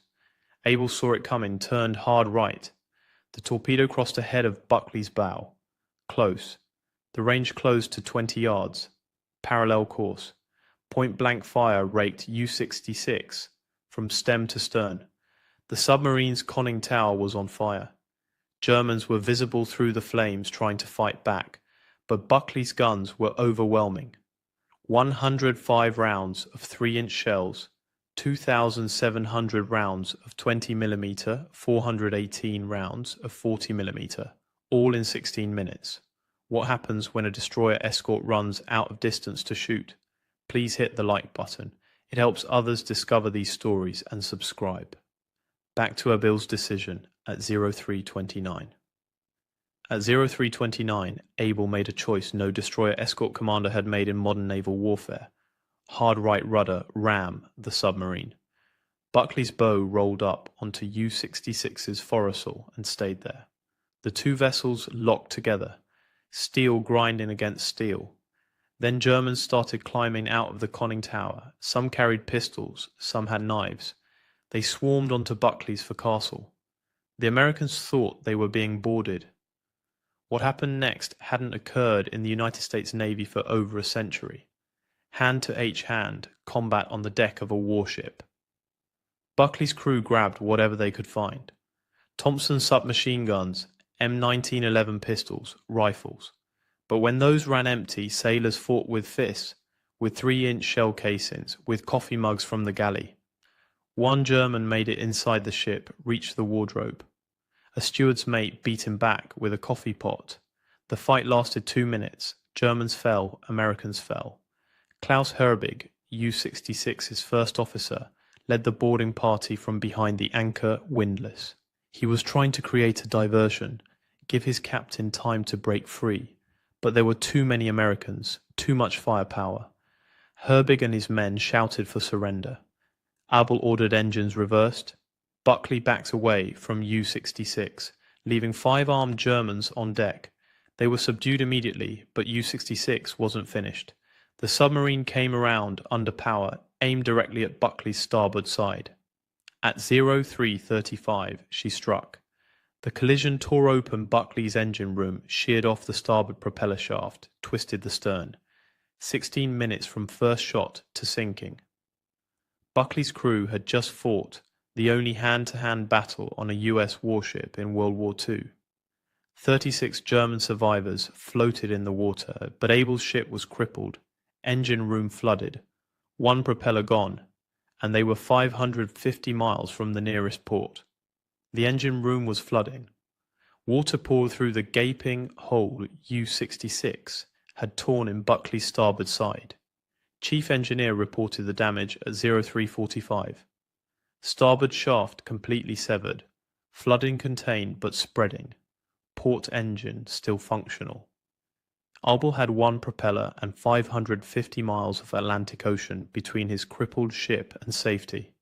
But 36 Germans were in the water, some wounded, some in shock, all of them enemies 5 minutes ago. Abel ordered rescue operations. Buckley's crew pulled survivors aboard one by one, no hesitation. The same men who just fought hand to hand now hauled exhausted U-boat sailors from the Atlantic. Naval tradition. You save lives first, settle scores later. The rescued Germans were in bad shape. Many had burns from the fires inside U-66. Some had gunshot wounds from the close quarters fight. Others were simply broken. 4 months at sea, watching their submarine die beneath them, they were transferred to USS Block Island, the escort carrier whose aircraft had found U-66 in the first place. 24 German sailors went down with their boat, including Overlieutenant Zersgaard Jausen, U-66's commander. He stayed at his post until the end. U-66 had been a scourge of the Atlantic. Her record spoke for itself. 33 merchant ships sunk across 9 war patrols, over 200,000 gross registered tons, 8 American vessels among them. On January 16, 1942, she torpedoed the Canadian passenger liner Lady Hawkins. 246 people died. Civilians, Navy personnel, most never found. U-66 was one of 5 U-boats that launched Operation Drumbeat, the devastating attack on American coastal shipping in early 1942. Now she was gone, sunk by a destroyer escort that weighed 1,400 tons to U-66's 154. Sunk by a captain who'd been in command less than a year. Sunk in a fight that ended with coffee mugs and fists. The irony wasn't lost on anyone. Germany's 7th most successful U-boat, defeated in the most primitive combat imaginable. But Buckley was barely floating. Abel assessed the damage as dawn broke on May 6. Port engine operational, steering functional, hull integrity compromised but holding. The starboard propeller shaft wasn't just broken, it was gone, sheared clean off.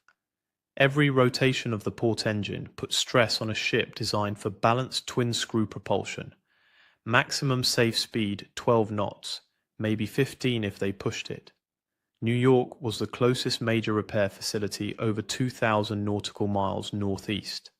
Boston Navy Yard could handle the damage, but that meant crossing the North Atlantic on one engine with a hole in the hull. The alternative was limp into a forward base in the Azores, but they lacked the equipment for major repairs. Abel made the call, set course for New York, hoped the weather held. Hope no other were hunting these waters. Task Group 21.11 reformed around Buckley. USS Block Island provided air cover. 2 other destroyer escorts took screening positions. They were exposed out here. Every German submarine in the Atlantic had heard U-66's last transmissions. Some would be curious, some would be hunting. A crippled destroyer escort made an attractive target. The damage control teams worked through the morning, shoring up bulkheads, pumping water, welding temporary patches over the worst holes. The engine room crew monitored the port engine constantly. Any failure now meant dead in the water, helpless. The Atlantic in May 1944 was still a war zone. The Allies were winning, but Hubert still proud, still hunted, still killed. By noon, Buckley was making 13 knots. Steady course. The hull patches were holding. But every sailor aboard knew the truth. They were lucky. U-66 could have put a torpedo into Buckley instead of ramming, could have disabled both engines, could have left them sinking instead of just crippled. The hand-to-hand fight made headlines later. The ram made history books. But the real story was simpler. Buckley survived because Abel had made the right decisions at the right moments, and because his crew had fought with everything they had, including the coffee mugs. Abel stood on the bridge watching the horizon. They had 6 days of slow sailing ahead, 6 days vulnerable, 6 days hoping the Atlantic stayed calm and the U-boat stayed away. His ship had just won the most unusual naval engagement of the war. But winning didn't mean safe. Not yet. Not with 1,500 miles still to go. The first 24 hours were critical. Buckley maintained 13 knots on one engine, steering a careful course northeast. The welded patches on the hull held, but the engineering crew monitored every seam. One failure could flood compartments faster than pumps could handle. The Atlantic was calm, no swells over 6 feet. That was luck. A storm would have torn the temporary repairs apart. On May 7th, Block Island's air patrols reported no submarine contacts within 200 meters. That didn't mean safety. U-boat could stay submerged for extended periods, surface only at night. By May 8th, Buckley had covered 300 meters, still over 200 to go. The crew settled into a rhythm. Damage control teams ran constant checks. Lookouts scanned for periscopes. Gun crews stayed ready, but word was spreading. Radio intercepts confirmed it. German Naval Command knew U-66 was gone. They knew how she died. Ran by a destroyer escort, hand-to-hand combat on deck. The story seemed impossible. U-boat didn't get boarded. They sank from death charges or torpedoes. They went down fighting at range, not in close quarters brawls. But Buckley's action report was detailed, specific, undeniable. The coffee mugs bothered the Germans most. Official reports mentioned them 3 times. Ammunition expended included several General Mess coffee cups. That line appeared in the US Fleet Anti-Submarine Bulletin in June 1944. American sailors had thrown their breakfast dishes at one of Germany's most successful submarine crews. And it had worked. Some wounds on the German survivors were confirmed caused by ceramic impacts, coffee mugs, in naval combat in 1944. The hand-to-hand fighting lasted approximately 2 minutes. According to Buckley's action report, but those 2 minutes rewrote assumptions about modern naval warfare. Small arms fire accounted for 300 rounds of .045 caliber from M1911 pistols, 60 rounds of .30 caliber from rifles, 30 rounds of double buckshot from shotguns. Thompson submachine guns added more. But the close quarters weapons, fists, shell casings, coffee equipment, those were what made the story unforgettable. One detail stood out in the survivor interrogations. Klaus Herbig, U-66's first officer, had led the boarding attempt knowing it was hopeless. His goal was simple: create a distraction, give Jausen time to break the submarine free. Herbig and his men climbed onto Buckley's forecastle with pistols and knives. They faced rifle fire from the repair party, Thompson gunfire from the bridge wing, and when the Americans ran out of ammunition, they faced fists and improvised weapons. Herbig survived. He surrendered after realizing the diversion had failed. The German who reached Buckley's wardroom also survived. He had made it past the initial fighting on deck, found an open hatch, climbed down, thought he could sabotage something, find the radio room, maybe. Instead he encountered a steward's maid in the galley. The American grabbed the nearest object, a coffee pot, and beat the German back toward the ladder. Other crew members arrived. The German surrendered. Later, interrogation revealed he'd been aboard U-66 for all 9 patrols, survived depth charge attacks, survived aircraft strafing, but he couldn't survive a Navy cook with a coffee pot. By May 10th, Buckley was halfway to New York, 600 miles covered, 600 more ahead. The port engine was showing strain, oil pressure fluctuating, temperature running higher than normal. Chief engineer recommended reducing speed to 11 knots. Abel agreed. Better slow than dead in the water. They adjusted course slightly, aiming for calmer seas. The crew's morale was strange. They'd won an impossible fight, sunk a legendary U-boat, fought hand-to-hand and survived, but their ship was crippled. Every day at sea was a risk. Every hour the port engine ran was borrowed time. They celebrated quietly. No loud talk about the battle, just acknowledgement. They'd done something nobody else in the US Navy had done in over a century. Repelled boarders on a warship in the Atlantic with coffee mugs. On May 11th, a new concern emerged. The starboard side damage was worse than initially assessed. Saltwater corrosion was spreading faster than expected. The temporary welds were holding, but barely. Another storm would be catastrophic. Able checked weather reports constantly. High pressure system holding over the North Atlantic. Forecast stable for the next 72 hours. After that, nobody knew. And they still had 4 days of sailing ahead. 4 days hoping the weather held. 4 days hoping the engine didn't fail. 4 days wondering if another U-boat was tracking them right now. May 12th brought the first real test. Weather reports showed a low pressure system developing 400 meters northwest. Not a full storm, but enough to generate swells. 8 to 10 feet predicted. Buckley's damaged hull could handle 6, maybe 7. 10 feet would strain every weld. Able altered course slightly south, trying to skirt the worst of it. The swells arrived that afternoon. 8 feet rising. Buckley pitched and rolled. The temporary hull patches groaned with each wave. Down in the engine room the port engine laboured. Oil pressure dropped. Temperature climbed. Chief engineer reduced power. Speed dropped to 9 knots, then 8. The math was simple. At 8 knots, New York was 6 days away instead of 4. 6 more days exposed. 6 more days hoping nothing broke. By May 13, the swells peaked at 9 feet, close to the limit. Water seeped through 2 of the hole patches, not flooding, but steady leaks. Damage control teams worked in shifts, reinforcing, pumping, monitoring.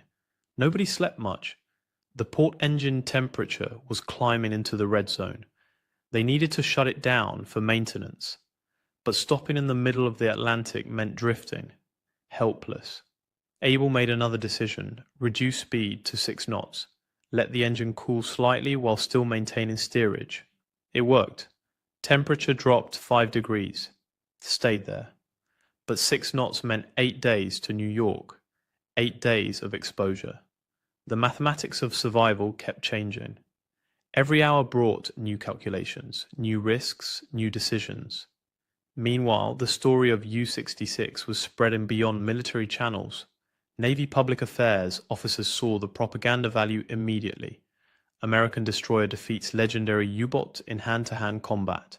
Perfect morale boost. They wanted details, photographs, interviews. But Buckley was still at sea, still damaged, still vulnerable. The celebration would have to wait. The German survivors aboard Block Island were providing their version of events. Interrogation reports confirmed the basic facts. U-66 had indeed tried to board Buckley. Klaus Herbig had led approximately 12 men onto the American ship's forks. They'd encountered immediate resistance, small arms fire, hand-to-hand fighting. The coffee mugs were real. One German sailor had a facial injury consistent with ceramic impact. The medical officer's report was specific. Blunt force trauma, circular impact pattern approximately 3 inches in diameter, coffee mug size. What the Germans couldn't understand was why Buckley had rammed them. Standard destroyer escort tactics called for depth charges, hedgehog mortars, gunfire at range, not ramming.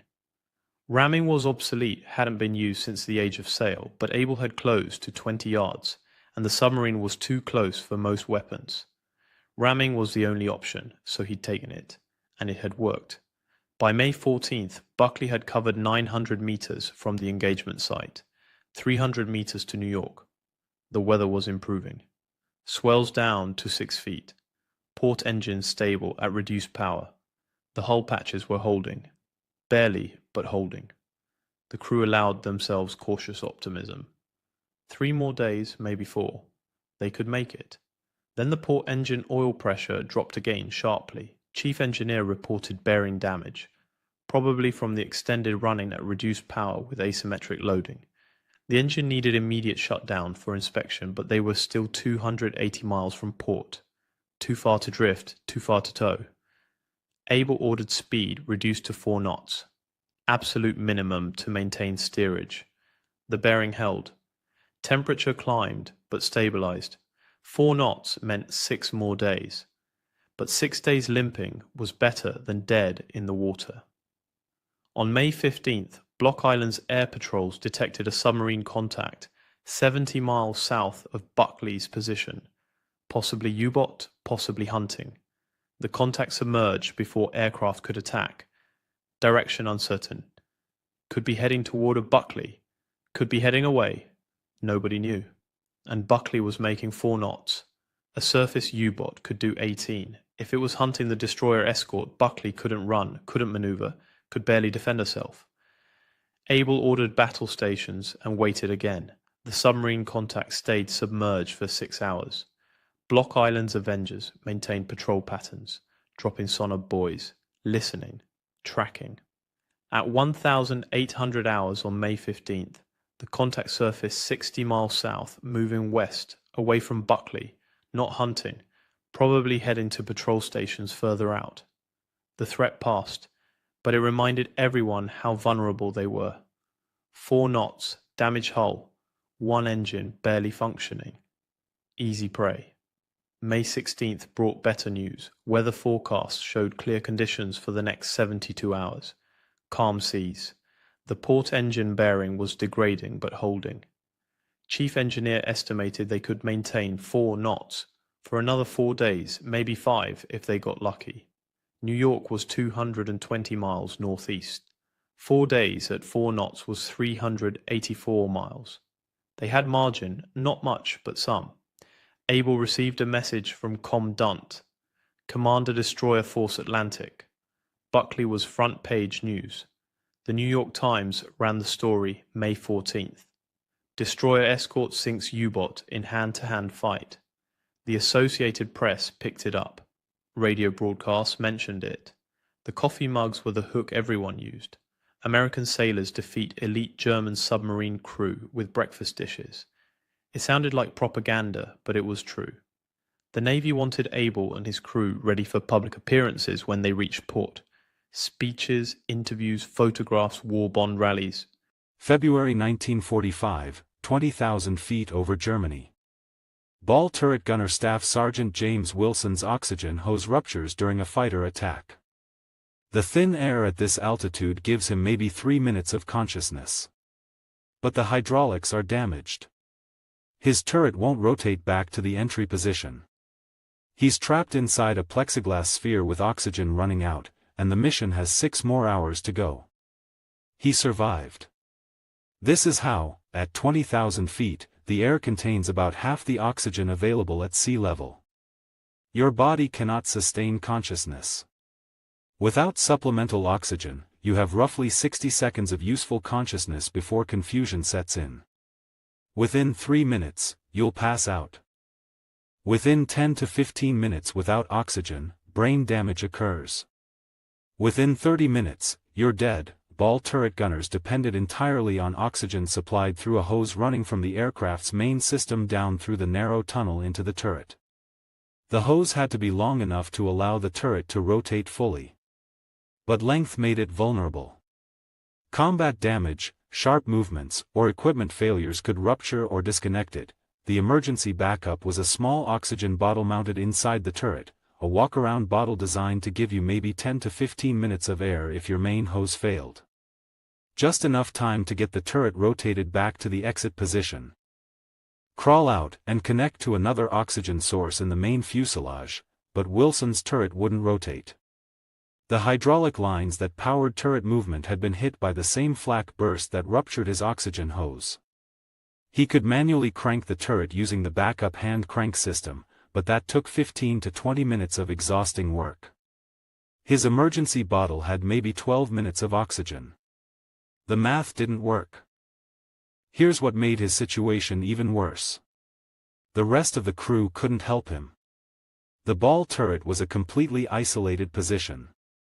Nobody could reach him from inside the aircraft while he was in the turret. To get him out, the turret had to rotate to align the entry hatch with the fuselage opening. Without hydraulics, only he could crank it into position from inside. If he passed out from oxygen deprivation while trying to hand crank the turret, he would die in that sphere and nobody could reach him, Wilson had one advantage most ball turret gunners didn't have: he'd grown up at high altitude in Colorado. His body had adapted to function on less oxygen than someone raised at sea level. This physiological adaptation, called hypoxic tolerance, meant he could potentially remain conscious slightly longer than the typical 3-minute window at 20,000 feet, but he also knew something critical from his training: oxygen deprivation affects your judgment before you lose consciousness. Hypoxia makes you confused, impairs decision-making, and creates euphoria that makes you think everything is fine even as you're dying. Hypoxia kills you by making you too confused to save yourself. Wilson made a split-second decision that violated every instinct. Instead of immediately switching to his emergency bottle and starting the desperate hand crank procedure, he stayed on the ruptured main oxygen line for another 30 seconds while he methodically checked every connection point in the oxygen system inside his turret. He was gambling that the rupture wasn't complete, that some oxygen was still flowing through the damaged hose, even if not enough to sustain consciousness indefinitely. Those 30 seconds cost him precious time, but the information was critical. If he could determine where the rupture was and how much oxygen was getting through, he could calculate whether he had any option beyond the emergency bottle's 12-minute limit. His gamble paid off. The main hose was partially torn, not completely severed. Oxygen was flowing, but at maybe 40% of normal rate. Not enough to sustain consciousness indefinitely, but enough to extend his useful time significantly if he could control his breathing and exertion rate. Wilson switched to his emergency bottle and immediately began the hand crank procedure to rotate the turret. But instead of cranking frantically, which would have burned through oxygen faster, he cranked slowly and deliberately. Every few cranks, he would stop, rest for 10 seconds, breathe slowly, and let his oxygen saturation recover slightly before continuing. This was counterintuitive. Every instinct screamed to crank as fast as possible before the oxygen ran out. But Wilson understood the physiology. Exertion burns oxygen. Panic breathing burns oxygen. Slow, controlled effort conserves oxygen. He was betting that slow progress with efficient oxygen use would get him further than fast progress with rapid oxygen depletion. After 8 minutes of careful hand cranking, Wilson had rotated the turret about 60 degrees, roughly halfway to the exit position. His emergency bottle gauge showed less than 3 minutes of oxygen remaining. The math was obvious. He couldn't complete the rotation before his oxygen ran out. He faced an impossible choice. Option 1, continue hand cranking until his emergency bottle ran out, then switch back to the partially ruptured main oxygen line and hope the reduced oxygen flow would sustain consciousness long enough to complete the rotation. The risk was passing out from hypoxia before reaching the exit position. Option 2, stop cranking now, switch back to the main hose, breathe the reduced oxygen flow, and wait for the aircraft to descend to lower altitude where the thin air wouldn't require supplemental oxygen. The risk was the mission might not descend for hours, and gradual oxygen deprivation would eventually cause him to pass out anyway. Wilson chose a third option nobody had trained him for. He used his emergency bottle to buy himself a detailed assessment of his exact physical state. He checked his pulse, elevated but not dangerously high. He checked his mental clarity by doing math calculations in his head, still functioning. He checked his field of vision, no tunneling yet. He was hypoxic, but not critically so. He switched back to the main line with the partial flow. The reduced oxygen hit him immediately, slight dizziness, a feeling of breathlessness. But he remained conscious. He resumed hand cranking, even slower now, stopping every 3 cranks to rest and breathe. His calculated bet was that the partial oxygen flow plus his hypoxic tolerance plus carefully controlled exertion would keep him conscious just long enough to complete the rotation. The crew and the main fuselage had no idea what was happening. Wilson's intercom connection had been damaged along with the oxygen and hydraulics. They knew his turret was stuck because they could see it hadn't returned to the stowed position. They assumed he was manually cranking it but had no way to know about his oxygen situation. At the 14-minute mark, Wilson felt euphoria beginning, the classic sign of severe hypoxia. His brain, starved for oxygen, was creating false feelings of well-being. This was the danger point. Hypoxic euphoria kills pilots and climbers regularly because it makes you feel fine even as you're dying, but Wilson recognized it. That recognition meant he still had enough brain function to override the false signals. He forced himself to keep cranking. 3 cranks, rest, breathe. 3 cranks, rest, breathe. His vision started tunneling, peripheral vision darkening. Another classic hypoxia symptom.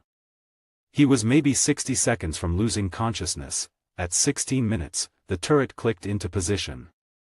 The entry hatch aligned with the fuselage opening.